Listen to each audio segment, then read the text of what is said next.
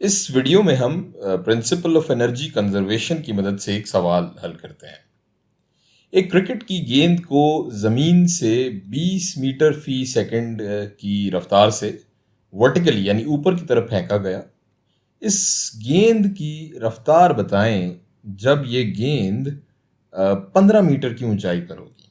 Gravity या जी की कदर हमें यहाँ पर 10 मीटर पर सेकंड स्क्वायर दी गई है। सो हमें ये बताया गया है कि गेंद को ज़मीन से ऊपर फेंका गया है और इसकी रफ्तार 20 मीटर फी सेकंड है और हमें कहा यह गया है कि इस गेंद की रफ्तार निकालें जब ये 15 मीटर की ऊंचाई पर हो।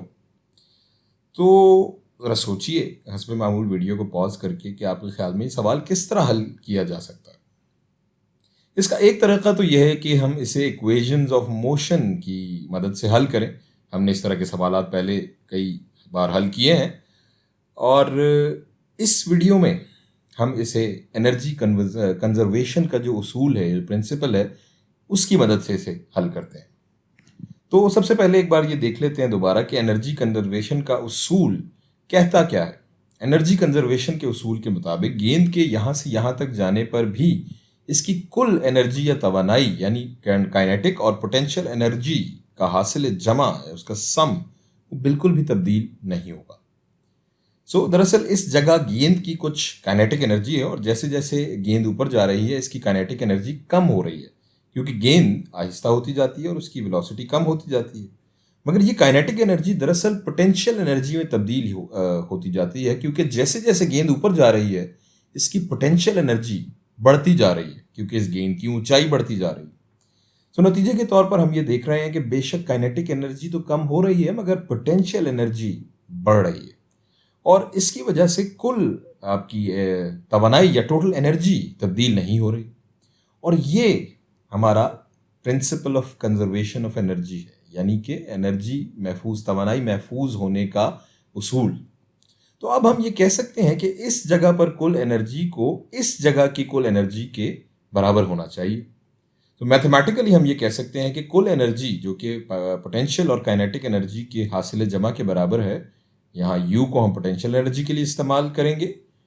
वो जगह जिसे ये आप समझ लें कि ये वो जगह है जिसे हम अपना पहला पॉइंट या पहला मकाम मान रहे हैं, वो इस जगह की कुल एनर्जी के बराबर होना चाहिए और इसे हम अपना दूसरा मकाम मान रहे हैं। अब हम देखते हैं कि हम इसे अपना सवाल हल करने के लिए इस्तेमाल कर सकते हैं या नहीं। इसे हमने पॉइंट 1 कहा और ये है हमारा पॉइंट 2। तो यहाँ हमें पॉइंट 2 पर गेंद की रफ्तार या वेलोसिटी मालूम करनी है और ये इस इक्वेशन की सबसे खूबसूरत चीज़ है।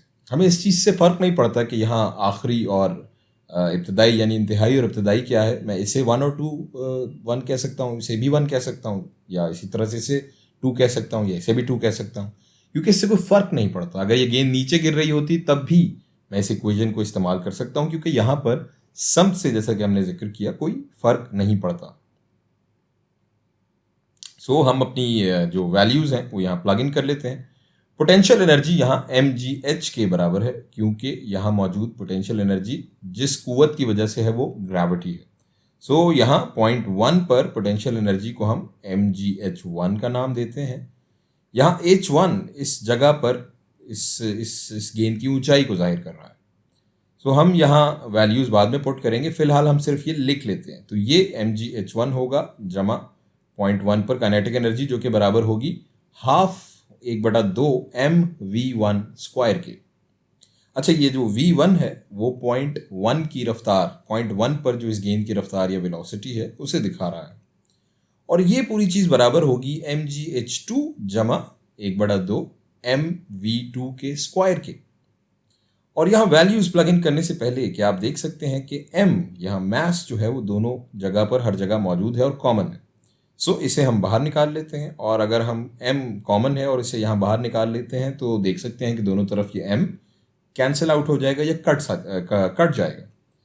अब देखते हैं कि क्या हमारे पास वो तमाम मकदार या वैल्यूज़ मौजूद हैं जो हमें इस इक्वेशन को हल करने के लिए चाहिए। हमें g की कदर मालूम है क्योंकि ये हमें यहाँ दी गई है। h1 क्या है? h1 इस जगह पर इस गेंद की ऊंचाई है और हमें पता है कि ये 0 है क्योंकि हम गेंद को ज़मीन से ही ऊपर की जाने फेंक रहे हैं, लिहाजा हमें पता है कि h1 0 है। v1 का भी हमें पता है जो कि ये वैल्यू हमें दी गई है। h2 का भी हमें पता है, ये इस जगह की ऊंचाई है जो हमें दी गई है कि 15 मीटर है। इसका मतलब है कि हमें V2 निकालना है। यही एक चीज़ है जो हमें मालूम नहीं है, लिहाजा यहाँ वैल्यूज़ डालकर हम इसे बआसानी मालूम कर सकते हैं। चलिए हम अपनी वैल्यूज़ पुट इन करते हैं। H1 0 है तो ये 0 हो जाएगा, जमा 1/2 V1 की जगह इसकी रफ्तार जो कि है 20 मीटर पर सेकंड, तो ये हो जाएगा 20 की ताकत 2, और ये सब बराबर होगा G और H2 के ज़र्ब के।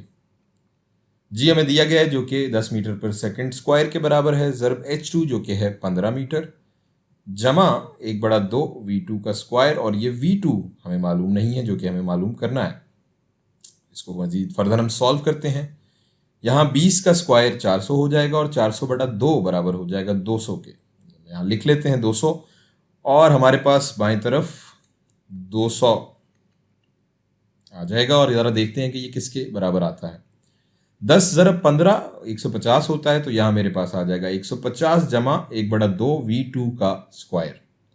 और अब चूंकि मुझे V2 निकालना है तो हम दोनों तरफ 150 माइनस कर देते हैं, तो मेरे पास बाएं तरफ आ जाएगा 200 माइनस 150, जिसको जब हल करेंगे तो ये 50 के बराबर हो जाएगा, और 50 ये 50 हमारा इस तरफ आ जाएगा, और ये बराबर हो जाएगा 1/2 V2 के स्क्वायर के। और अगर अब मैं दोनों तरफ 2 से मल्टीप्लाई कर दूं, ज़र्ब दे दूं, तो मेरे पास आ जाएगा 100 बराबर V2 स्क्वायर के। और अगर हम दोनों तरफ अंडर रूट ले लें तो V2 की कदर बराबर हो जाएगी 10 मीटर पर सेकंड के। यानी जब गेंद पिन 15 मीटर की ऊंचाई पर पहुंचता है तो उसकी रफ्तार 10 मीटर फी सेकंड होगी। गेंद की रफ्तार आप देख सकते हैं कि पहले से कम हुई है, और यही हमारा अंदाज़ा भी था, क्योंकि काइनेटिक एनर्जी ऊपर जाते हुए घट रही है।